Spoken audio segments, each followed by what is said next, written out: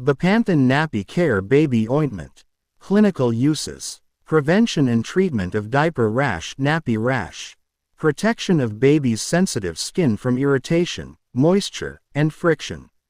Promotes healing of minor skin irritations, redness, chafing, and mild burns. Can also be used on cracked nipples in breastfeeding mothers after doctor's advice. Active ingredient. Dexpanthenol, pro-vitamin B5, helps repair and regenerate the skin's natural barrier.